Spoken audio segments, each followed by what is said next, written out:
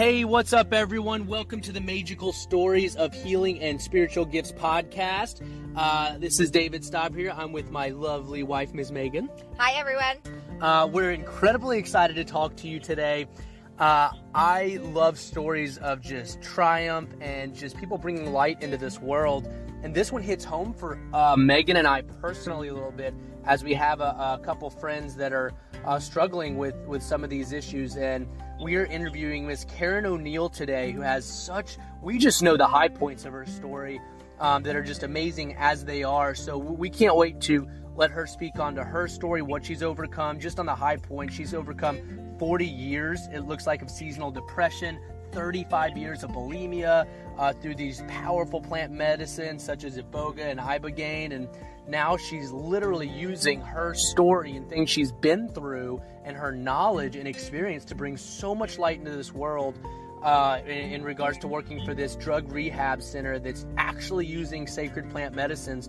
And addiction in general hits home for me just because of my struggles in the past with it and how much psychedelics were powerful for me. But even our close, we have obviously we're not going to mention names, but we have a few friends that are just, it's so tough to see those struggles happen with most of eating disorders and the and how debilitating it truly can be. And just, man, she's been to maybe 10, 11 different rehab centers with no help. So anyway, can't wait to bring on Karen. Thank you so much for making time for us today. Thank you so much for having me. It's really an honor and a pleasure to be able to spread the word. Yes. Can't wait to get into it and hear about everything and what you're doing now and where they can find you. Before we get into that, we'd love to hear your story. I mean, if you could start us out, if you don't mind speaking on what you feel comfortable speaking about, your childhood, how you grew up, and, where did all this start? Trauma. Right. What was the root cause that created the bulimia and the depression? So, just go for it. That's a really good question, and I have to say, with almost all, if not all, addiction begins with trauma. Some kind of childhood trauma. Powerful. And it can be tricky because a lot of people have blocked memories, and some people never recover their memories, but they are still challenged to heal. Wow. So in my case, I was the daughter of a college professor, very, very liberal family. My parents, even in their heyday, they were 50 years ahead of time. And my father passed away, but my mother is 84, and she's seeing a new world that she helped create, where recycling happens every day, where people are reusing, where it's about minimalism and not conspicuous consumption, about, more peace and love and healing using natural modalities. I grew up when I was 10 years old, I felt like a freak with this weird family, but now I think it's the coolest thing ever. So I grew up in this intellectual highbrow environment along with all of the activism. There was nothing I could point to. There was no alcoholism or drug addiction or physical abuse or, I don't know, I was raised really well in a lot of ways, but my mother is schizophrenic. And so that created a lot of inconsistency. And her schizophrenia was caused by, and this took years to unravel. I was her memory. But she knew something happened to her when she was young. And it turned out over this about 20 years with me acting as her memory, because we'd talk about it. The next day I'd say, Mom, that's so great that you shared and that you remembered all that. And she would say, what are you talking about? So I'd have to fill her in. So this went on for about 20 years. And it was childhood trauma from a family member because this is her story, I don't think I should share all of it. Sure. But let's just say it was horrible. Yeah. And therefore, she wasn't able to protect me and my sister from the same thing. So my sister never blocked anything out, but I have a photographic memory I did when I was younger. And there was an event with my grandfather. Block of time, I remember everything before. Black spot in the middle of the film of my memory. And then I remember how I felt afterward. And after that, I had a horrible bladder infection and urinary tract infection and, high fever and everything. So, you don't need to be Freud or an attorney to connect the dots on that one. Wow. So with bulimia, it's pretty much, and anorexia too, but particularly bulimia, it's a reenactment of a trauma. And in this case, it's unwanted oral sex, okay? And it's literally, I will control what goes in and out of my body. And the purging is an act of feeling clean again, because you get, some body chemicals released when you have that release. Wow. Wow. Thank you for explaining it to us that way. Sense. Wow. It makes sense in a really messed up way. Yeah. Right. And Yeah. when you go on further with that, with the sacred medicines we work with, I realized about a year and a half ago, through the help of a friend who helped me figure it out, I was kind of recreating, that it's not an addiction to the purging, it's an addiction to food. We have to eat food to live, so you have to find a healthy relationship with it. Unlike drugs or alcohol, where you abstain, not saying that's easy at all, but it can be done. Right. No, Food, you have to take it beyond that and have, develop and create a healthy relationship, with nourishment for your body, so we can sustain ourselves and be healthy and be productive. Now, I have to ask, did you, did you ever try or attempt like the conventional rehab facilities, and did you try it and it didn't work for you? I did once, and it took me 10 years. This must have been about 25 years ago. It took me 10 years to get to the point where I realized I needed inpatient care. Wow. Before that, for like maybe a year or two before that, I tried therapy and Prozac and, 12-step groups, process groups, whatever was available to me. And I finally realized, this just ain't going to cut it. I need to be in this program. I had health insurance, and I was there for a couple of days, and my insurance company denied it because they said it was a pre-existing condition. Oh my gosh, that sucks. Yeah. That's terrible.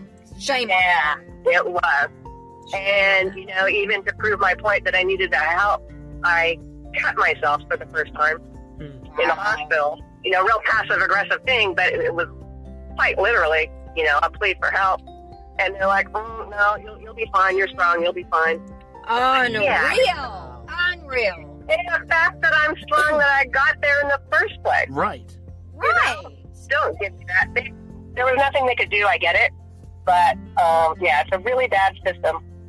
Wow. Because officially, and I'm the daughter of a lawyer. My father later became an attorney.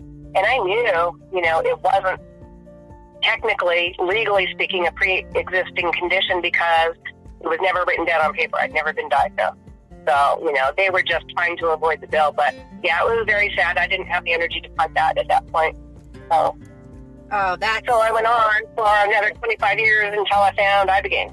Oh my. Yes, explain that. So I've heard of Iboga, but I don't know what Ibogaine is. We're very experienced with ayahuasca because that's what changed our lives. We just started learning about Iboga and Ibogaine, and it's so intriguing these past few weeks. So, Well, I've never heard of Ibogaine, so I would love to. Can we get to that in 1 second? Because I realized I kind of rabbit trailed when I was talking about the binging and purging. What I realized I was doing was I was recreating an ayahuasca ceremony, if that makes sense. yeah, go for it. Yeah.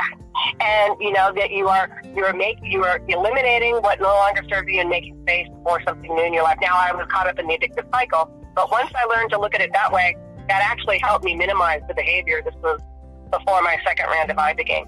Now, to your question about Iboga and Ibogaine. So they come from a shrub that grows in the rainforest of West Africa, and at maturity, about 8 or 10 years, they can either dig up the whole tree or sustainably just start cutting off some of the roots, below the ground, and shred that. And the root bark from that is Iboga, pure Iboga, and that's how it was used traditionally with the Bulimia tribe, the Pygmy tribe before that.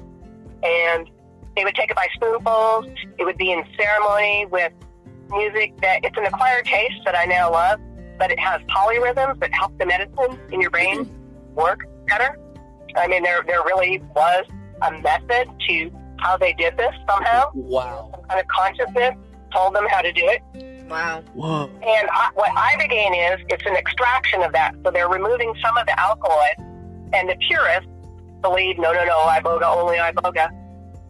And I don't necessarily, I respect that, but I think there's a lot of uses, and the fact that it helps with addiction, you take that extraction, and it's down to about 6 pills. You take 2 pills about 20 minutes apart. I got to say, you have to do this with someone that's experienced. Yep. This is a pouch.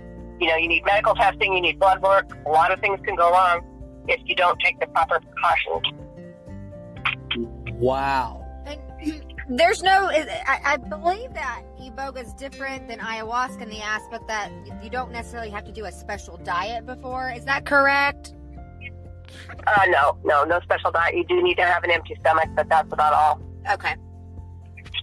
Wow. So the difference that, as we refer to it in the medicine community, Iboga is the grandfather of all psychoactive medicines, and ayahuasca is the grandmother. So what makes Iboga unique is the resetting potential that it has.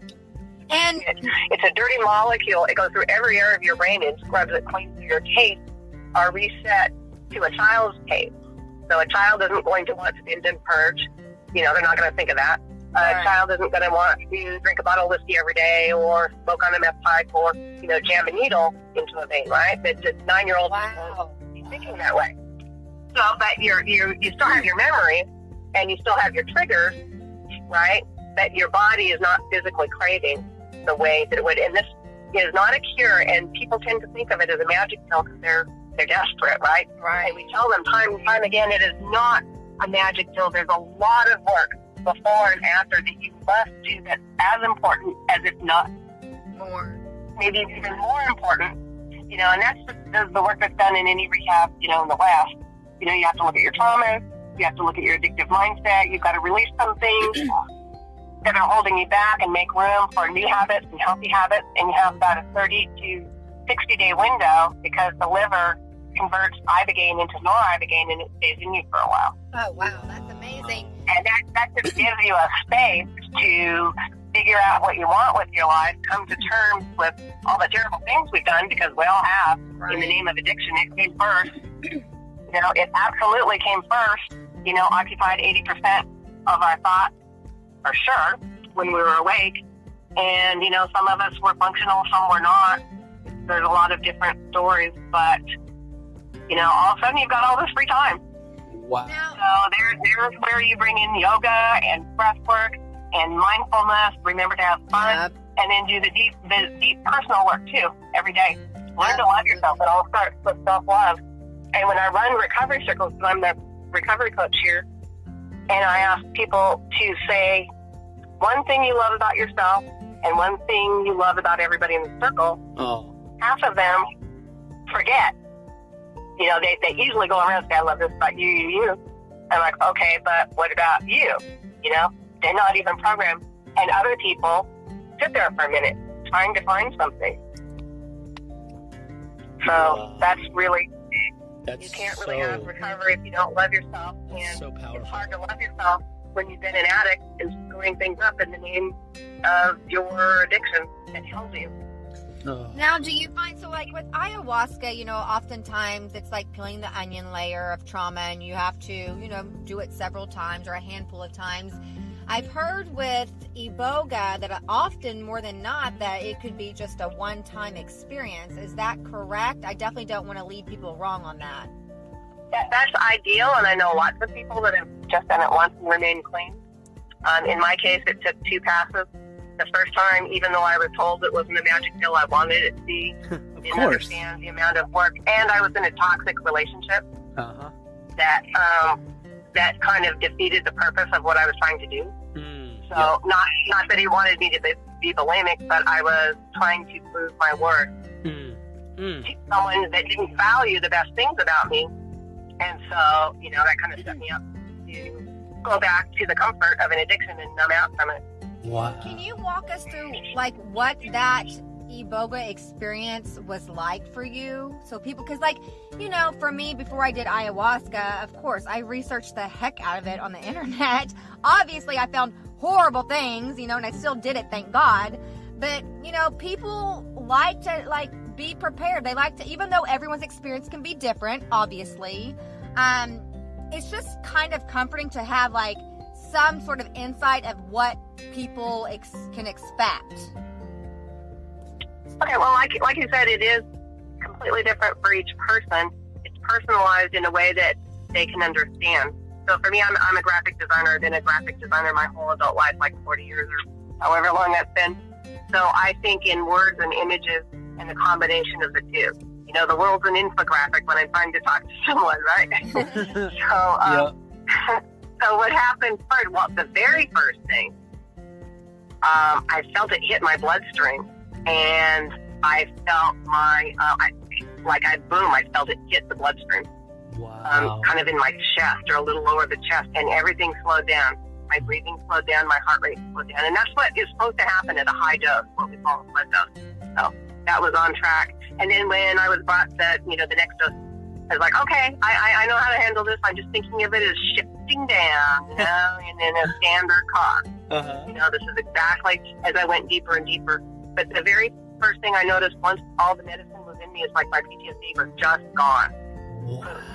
That's just gone. That's amazing. And it's not come back. And part of the reason it hasn't come back and it was all sexual trauma, not just from childhood, but situations I put myself in, because as strong of a person as I am, I got no problem saying, hey, David, get off my lawn. Right. When it came to a sexual situation, I was powerless. I was a very young child again. So I was very careful, have been very careful since then, and I'm single now, to handle things differently that would put me in, because I can tell I'm still prone to PTSD of the sexual kind. And so I'm just very careful about my relationship and about conversations and things like that. And I don't even really have to worry about it that much anymore, but in the back of my mind, I'm always protecting myself from that, because I don't want to have to do it again just for that. Right. I don't want to ever do it again, quite frankly. It's very intense. The older you are, the harder it is on your body. You're down for a few days. Young people can get up and run on the beach. I've seen it. And I'm just like, wow, God bless them. But that wasn't me. It wouldn't be me next time if I have to do it. So the first thing, my PTSD went away. The second thing, I started seeing my spirit animal. Oh, amazing. Stop it right now. Do tell. That's amazing. Yeah. What was your spirit animal? So I was told, my provider told me that if you see a serpent, that's a very good omen. Shaman mystically, if that's a word, speaking, that it leads you on a successful journey. And so I did see that, I think, first, and then I saw a big python, and then all the rest of the animals were cats, big cats. Wow. Tigers and lions and panthers and, all of these like very strong warrior animals. And it's really funny because I'm not a cat person, I'm a dog person all the way.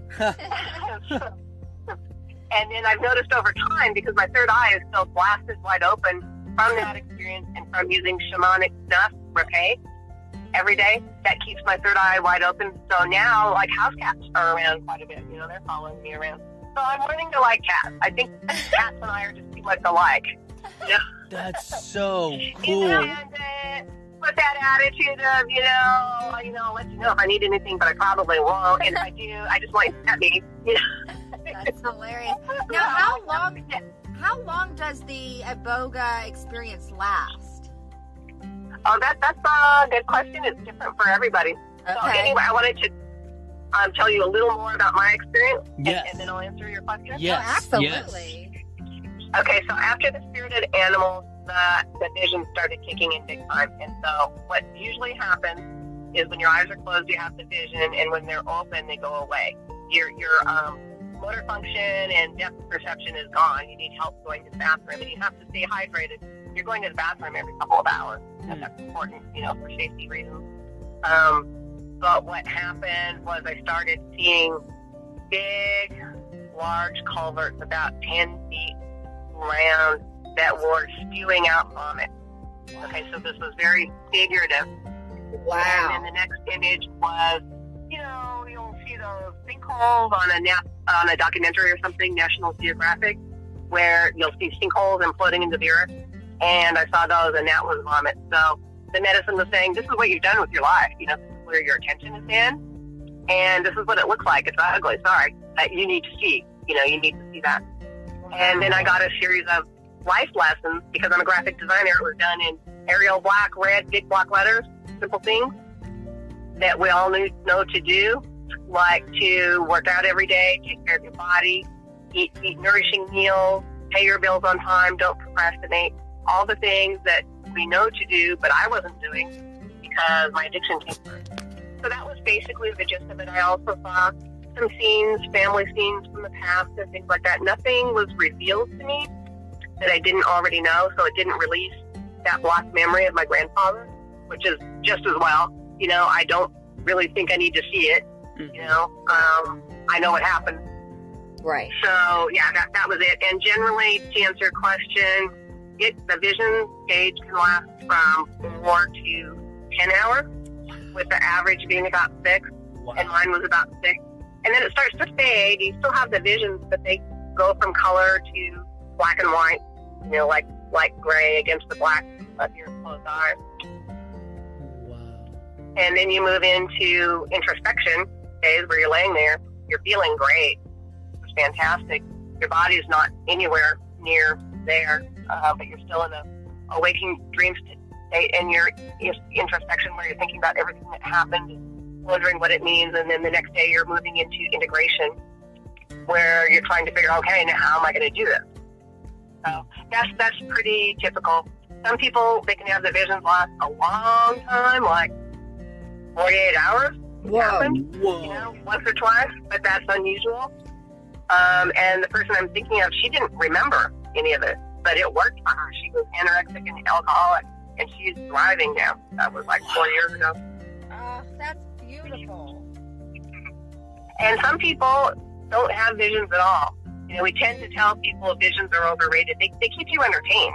You know, I mean, I really enjoyed my blood. I was fascinated. And because I was hoping to see the dead relatives and all that, but I didn't, because part of me just thinks that's just you know, I was raised agnostic, so that's my limiting belief. Yeah. Deep down, that I'm trying to, you know, pull the roots out, but, you know, the seeds are still there. But in the left-hand corner of my vision space, you know, the closed eyes, the whole time I saw this graphic of my brain and all the molecules going through it. It was like an animated GIF. You know, I could see the whole thing, what was happening.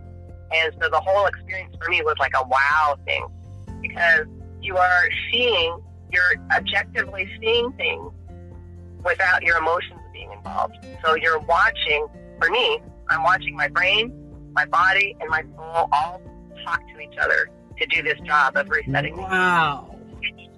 Yeah, and I don't know how many other people have that experience. And again, I think it's unique to me because I'm really interested in the brain. I tend to be kind of a pragmatic person, like, why? Tell me why.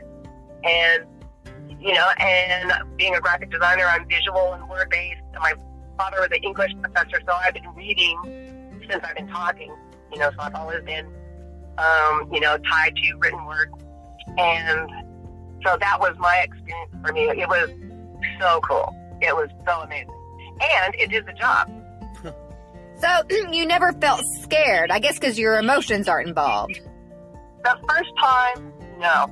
Right when it was time to do it, I was scared. Right. But not for very long. I tend to be kind of bold. If everybody's jumping off the cliff and it seems like fun and a good idea, I'm like, yeah, let's do it. And that tends to be more the experience of drug addicts who are not opposed to this experience because they're already doing a lot of risky behavior. Yep. Bulimics in general are more calm and maybe even fear-based, you know, because it's all about maintaining the image they want to project when they're living a lie. And so anything extreme, they tend to not want to do. You know, and there's the old programming too, you know, the Nixon era programming. You know, if you do any of this stuff, your baby's going to have for head. You know, the same thing, heroin and all of that stuff. And that's a really hard thing to extract from your belief system. Oh, sure. Absolutely. Even if you know better. So, you know, trying to get someone to do this really extreme thing is hard. We have another treatment available that is becoming more popular, and we do a lot of it where I work at Serenity Beach Wellness. And it's a low-dose treatment over 2 weeks. And it can be done as a spiritual reboot. It can be done as a detox, or it's usually heroin or meth, sometimes alcohol. And you're taking the root bark in capsule, so it's Iboga, not Iboga in the extract. Okay. And you're getting more medicine over a longer period of time, and you might have the vision. You're definitely in an elevated state, and the medicine stays in your body longer. So that's a good option for bulimic. Do that either with Iboga or Ibogaine, a low-dose protocol. Okay, You and can that still probably walk, sounds appealing to a lot. you can still walk and go around. Definitely no driving a car. And our client, this is drug rehab. They don't have a car. They don't have money. It's run, like a drug rehab because, we can't have that liability or even risk, our program. Sure. If client is to get out because they will absolutely get into trouble. They're looking to get into trouble. Right. So there's a low dose, there's a really good regimen for a lot of people. And also for people who medically, maybe they have a heart or issue, they can do low dose safely and effectively. Well, that's amazing that there's that option out there. It's incredible, and I can't tell you how profoundly grateful I am to have stumbled onto all of this in the first place, and to make it my life's work, and to enjoy it so much. And it's to difficult work, enjoy believe what me. you do and to know that it's fulfilling, that's amazing. I came down to Mexico about a year and a half ago just to volunteer at a new place that was opening to be the cook. And I thought, because the second time I did, so I didn't really explain, but I did Iboga twice, 2 years later. The first time I stayed clean for 6 weeks, which was amazing because it doesn't sound like much, but my clean time was measured in days for 32 years at that point. Days, not weeks, not months, definitely not years. Yeah. Like now. So, but I knew it was possible, and I reintroduced behavior partly because I wasn't ready, partly because I was in a toxic relationship that kept me stuck. Mm-hmm. Anyway, I did. It was all part of my path. I'm not beating myself up about it. When I was ready to do it again 2 years later, I was done. Stick a fork in me, done. And I knew a lot more because of Facebook groups and people I'd met in the psychedelic community in Portland where I lived at the time. And I was just ready. And so, but that experience was rougher on me personally and physically. And then I was like, I don't want to ever do this again. Ever. Ever. That's what I said about ayahuasca. And that was an important part. Yeah. It was important. Yeah.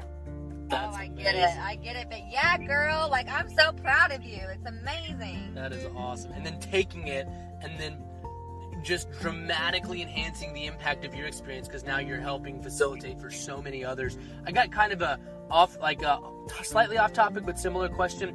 Speaking of spirituality, because I know for Megan and I, we both grew up very conditioned in this very controlled environment. And psychedelics in general, although unfortunately demonized still by so many and stigmatized, have really transitioned our spirituality, and we've never felt closer to the divine. But how has this incredible plant medicine working with all this, has it changed or transitioned your spirituality, or if so, how has that affected you in your spiritual life? Profoundly.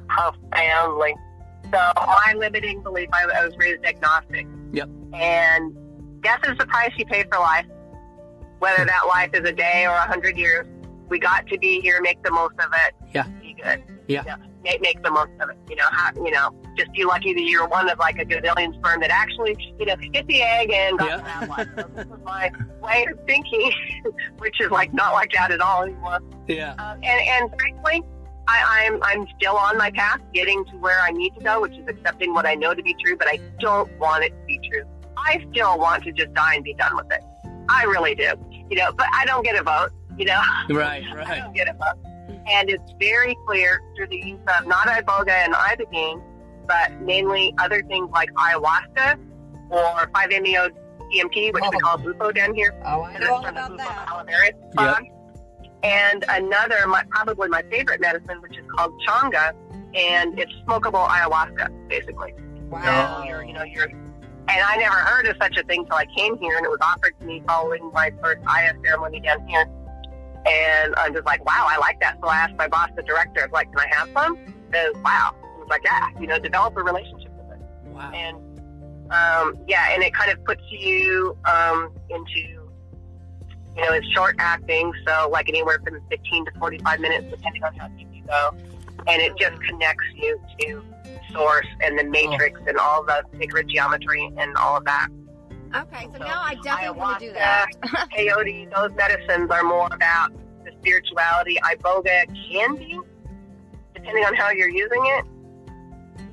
But I don't think it's just me, I don't hear too many stories about how people, spirituality starts shifting from that. Right. More of an addiction. And I don't know if it's because of the medicine itself or because people are in the process of resetting themselves, reclaiming their lives through the use of this medicine, so they're just not in a space to even care. Right. But a few weeks later, as they start doing these other medicines, when it's safe and appropriate to, they do start shifting their spirituality or enhancing their existing spirituality, whatever it is. And we take the approach, I don't care if you call it Jesus or Muhammad or Source or the universe or whatever, it is really all the same thing. Yeah.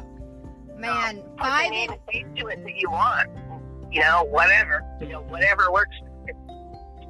Please find that and develop that and use it to better yourself and better what you have to offer the world.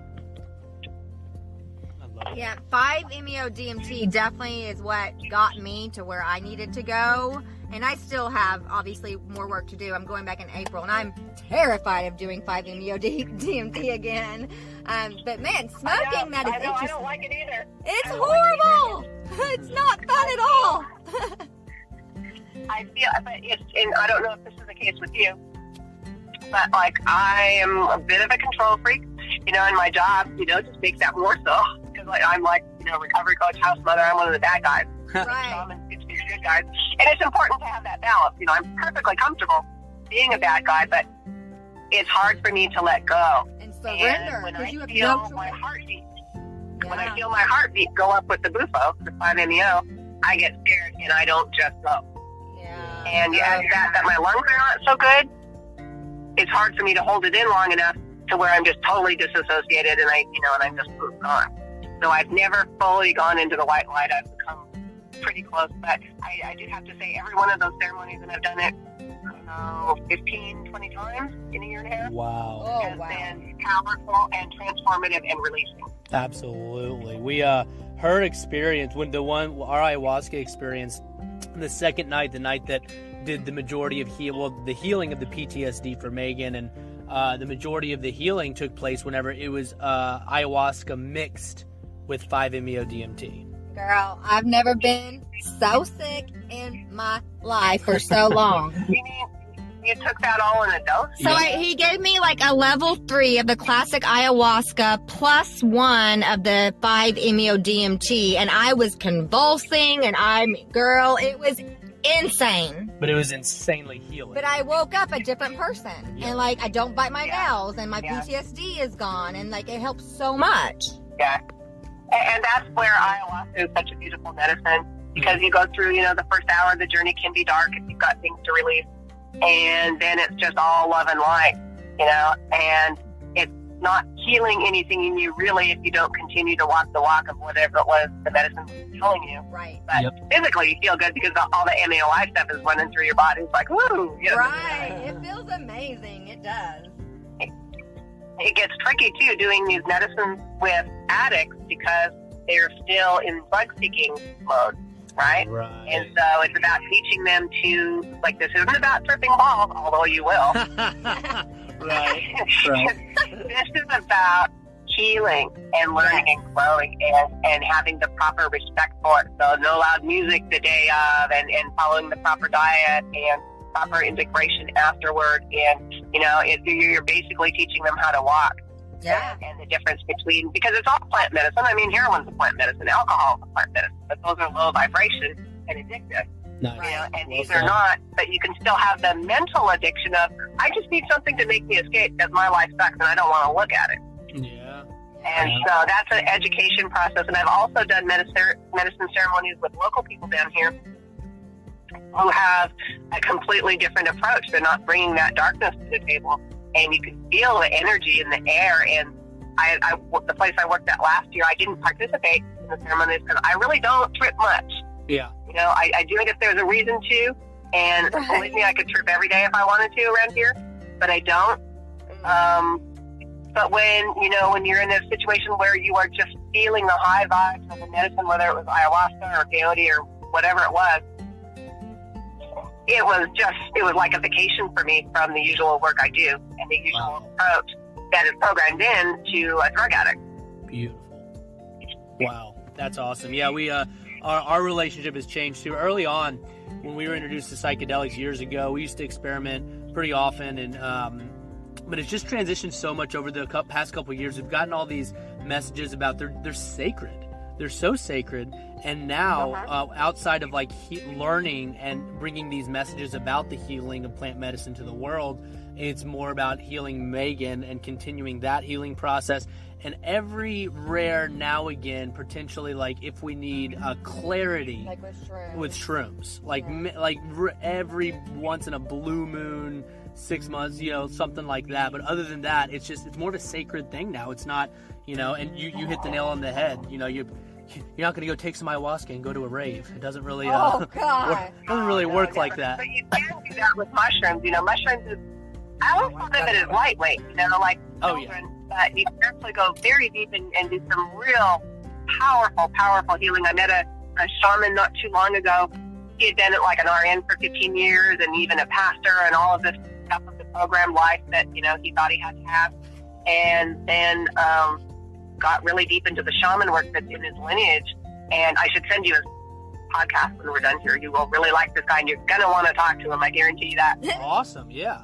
He explains, how he can activate this medicine, and he's cured addiction. He's done some really, pulled entities off people. Not him doing it; they have to do it. But he's like, boom, right in the spirit world with them. Just incredible. I can't relay it enough because I haven't listened to it enough. But every time I talk to him or read what he's wrote, it's like, yeah, dude, that makes sense. That is amazing. That makes sense. So psilocybin also can be nice, and we have Saturday night on our schedule. If we have, party night that Saturday, and sometimes we'll just take mushrooms and just laugh, Yeah, that's awesome. I love it. But we also, and that's part of what is sacred about it in that usage. You can do that with mushrooms. You can't do that with, the other things we work with. Right. So could you, just to switch gears, I know our focus, and I definitely love the focus being on plant medicine and Iboga. As we get near the end, I would love, could you just touch on whatever you feel called to touch on about originally, I saw you post something in our group about being able to cure seasonal depression with, was it a therapeutic dose of ketamine? Could you talk on that a bit about your experience there, how you found it, how it impacted you, and how that worked? And then we'll absolutely get back to the Iboga. Yeah, no, I'm happy to.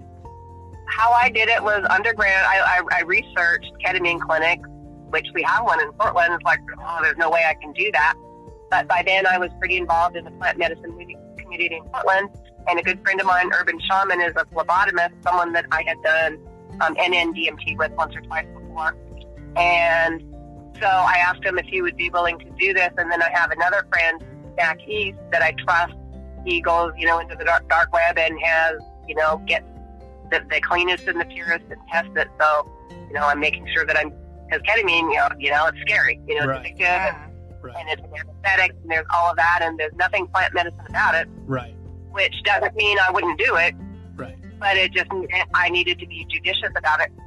And I took a low dose, 55, I think it's micrograms the first time. And I'm really sensitive to any kind of medicine, even cough syrup, right? So a long way with me, except for Iboga. I needed a lot of that, but that was because I was in my own way, what my provider told me. So I did that once, and then decided to go to up at 20 more micrograms the next time, which was, I believe, the next week. And I lived in the Pacific Northwest. I was born there. Moved to Idaho and then North Dakota during, grade school, high school, 1 year of college, and came back to Oregon as an adult because it's my homeland and where I wanted to be. But the downside is not the rain. People think there's a lot of rain. There's not. Just a constant drizzle. I mean, I never even had an umbrella.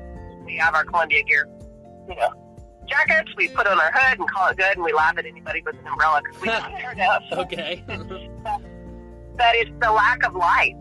It's the lack of light. I mean, that's real. So Yep. for about 20 years, I knew all the things to do: get outside every day, work out every day, avoid processed foods. Kind of hard to do when you're bulimic, but I was, doing the best I could with all of this. and, being in the elements, going for bike rides, walks, whatever, full spectrum light throughout the house, that helped a lot. But every now and then, a year would come and it would hit me so hard, it's like, I just don't want to fight. And as I transitioned from having like a regular job as a graphic designer to being a freelance graphic designer, where I could work anywhere I was as long as there was Wi-Fi access and I had my laptop, I started arranging my life so I was leaving a lot in the wintertime, coming to California, going to the Middle East. My ex was Israeli, so, I spent a lot of time out there. Funny thing, I'm not Jewish, but my second language is Hebrew. Okay. I'm learning Spanish now. Nice. It's not easy at my age, But I'm doing the best I can. Anyway, with the first dose, I felt a lot of improvement. I loved it. And the second dose, it just knocked it out, and it didn't come back. Oh. The following year, I moved to Mexico, so I was never in Oregon again for a full winter since then, although I visited a lot in the wintertime. But the rain just doesn't bother me, and the rain here doesn't bother me. In fact, I welcome it and love it.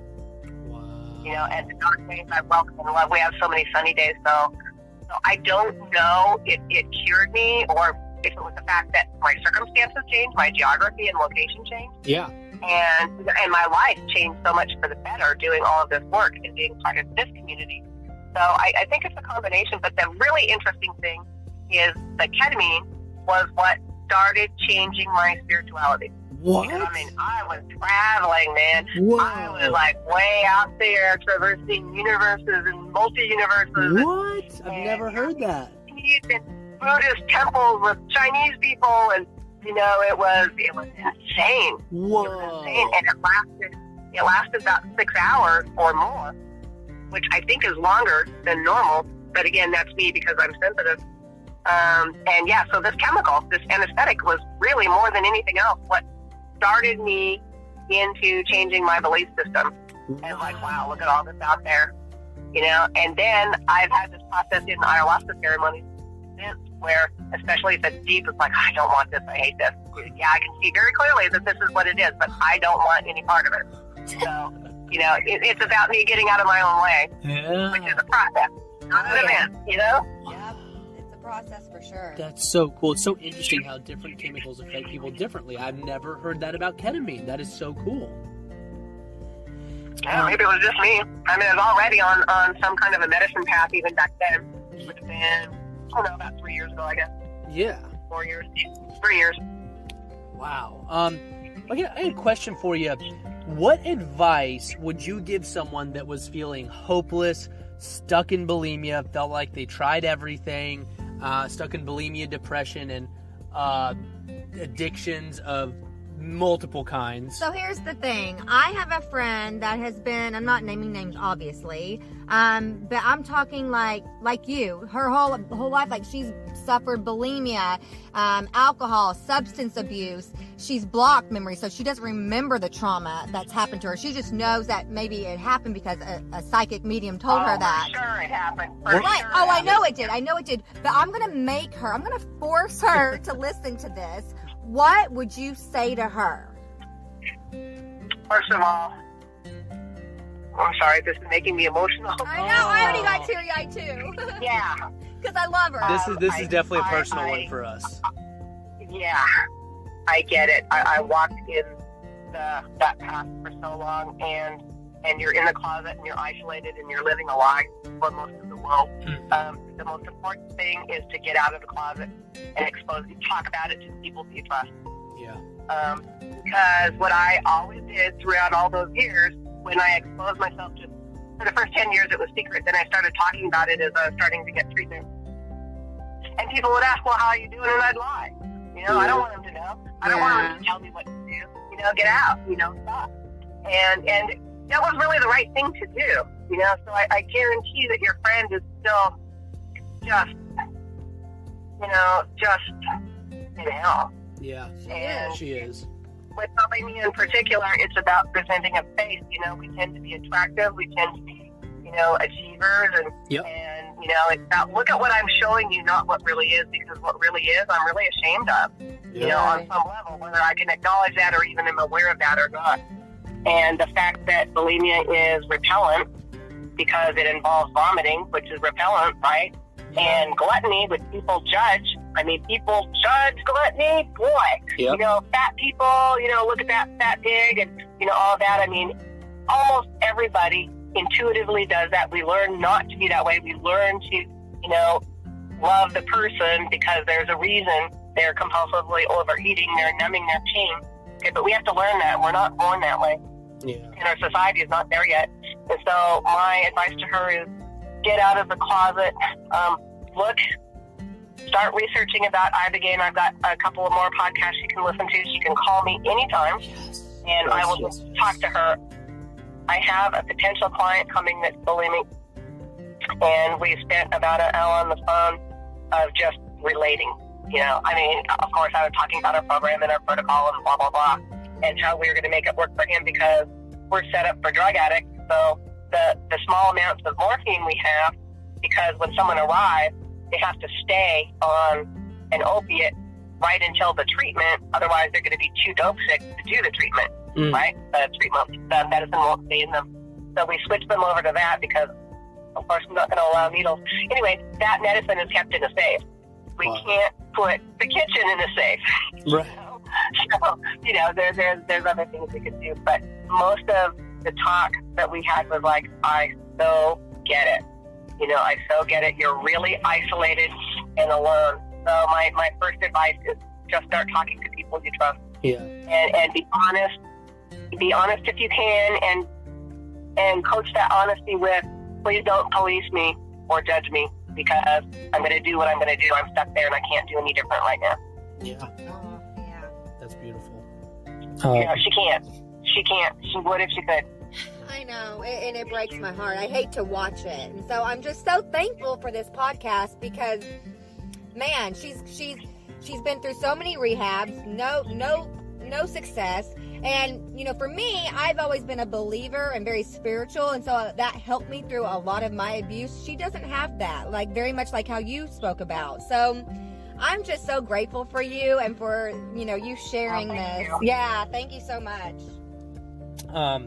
So, yeah, that really brings us towards the end. I'd love you to speak on what you got going on now, where people can reach you, what are your new projects. The floor is yours. Thank you. So, as I was saying earlier, I kind of got into this. I worked for a different place where I met the people that I work with now. We all work together in a different facility. I came down just to be the cook and volunteer for a little while and get some aftercare. I have been, selfish and good with that. I wouldn't even, that's the wrong word. It's self-care.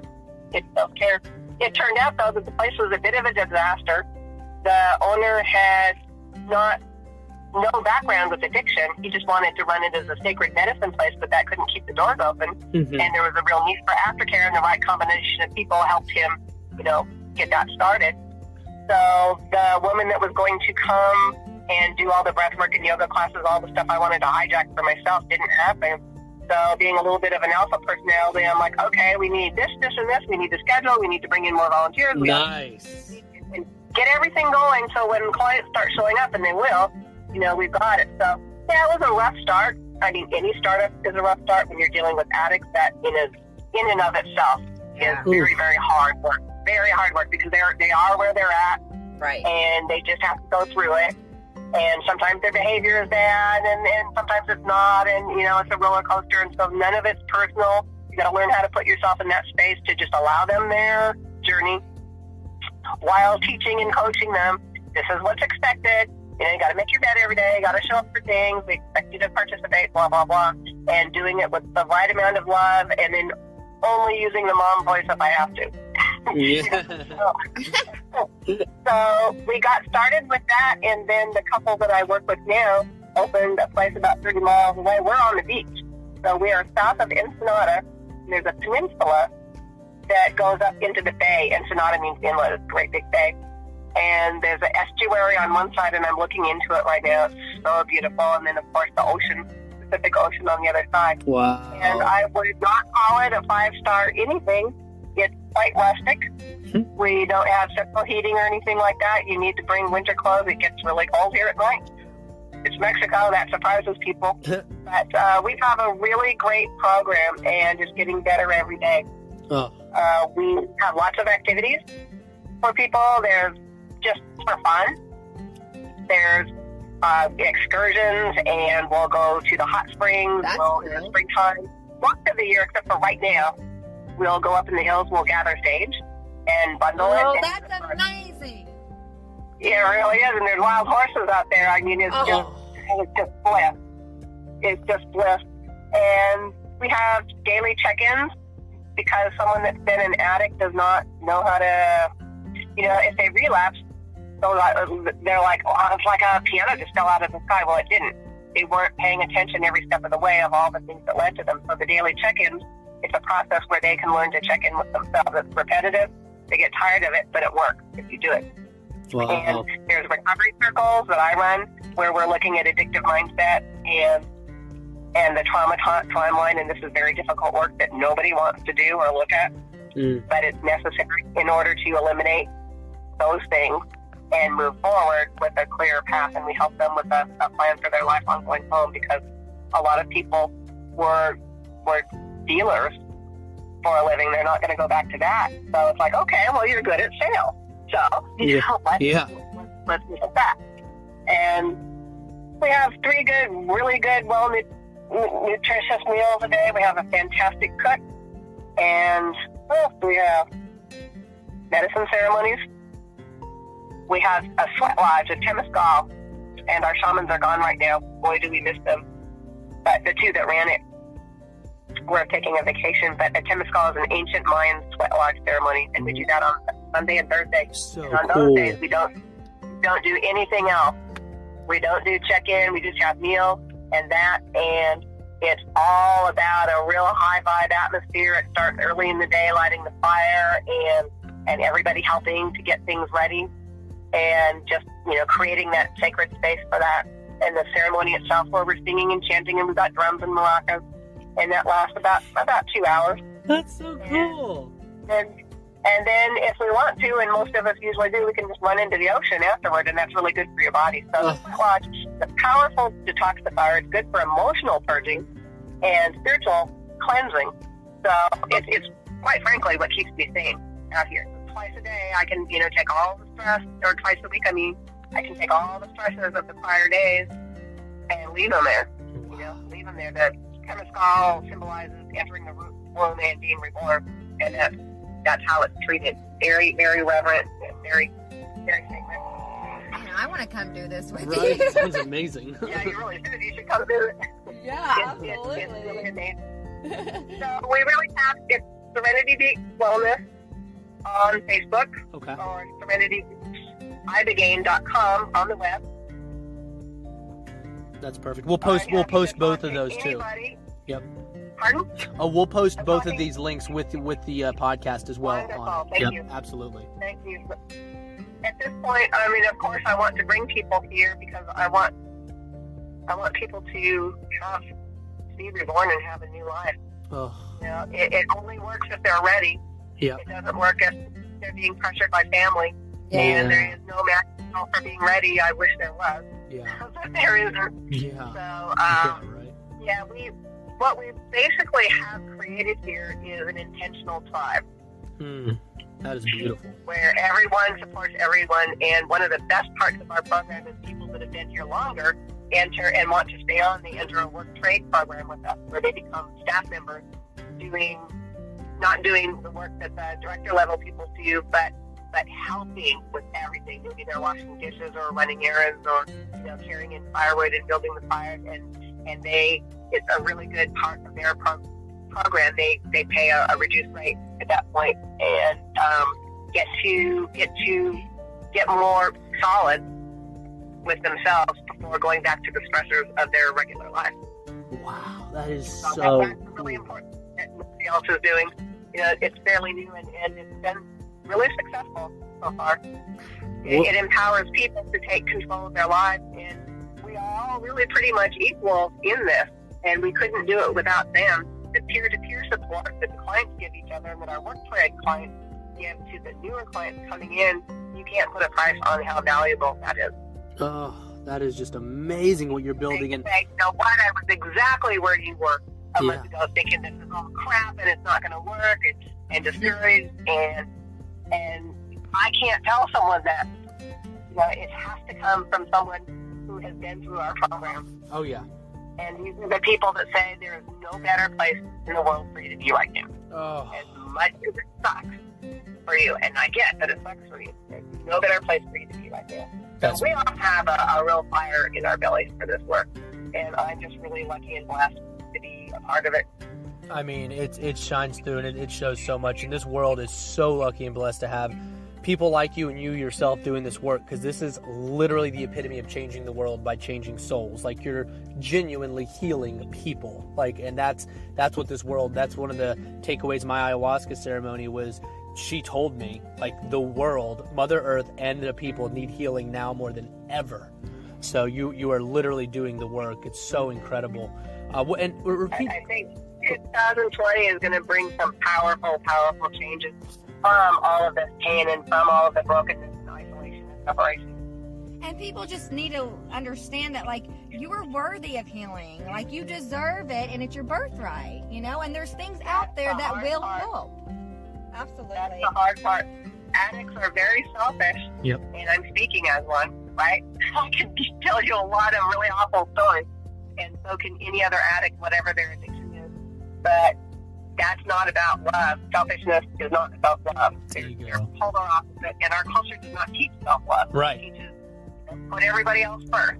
Be codependent. That's what love looks like, especially if you're a woman, right? There's so many layers of messed up that our society has taught us, and somehow we are universally and maybe multi-universally going back to the basics, back to the root. Yep. We're demanding it, and the time is right. Yeah, absolutely. We got about a minute and a half left here. One thing I liked, real quick, by the way, where is this located again? Can you repeat that, where it's located? Ensenada, Baja California, Mexico, 2 hours south of San Diego. Beautiful. And what I like to ask everyone at the very end, I got one question for you. If you could leave the world with one message, what would it be? The latex need to get out of the closet. Beautiful. Beautiful, specific, niched. I love it. Man, Karen, thank you so much for coming on here. This means so much to us personally, because this is definitely a personal one for us. And, you just created so much space for genuine healing for people out there. Thank you for all you're doing. We'll definitely be in touch with you, and just have a wonderful, wonderful rest of your weekend. And happy healing. Happy healing. Thank you. I enjoyed it so much. Happy healing to you and to everybody. Thanks, Karen. Bye. Bye-bye.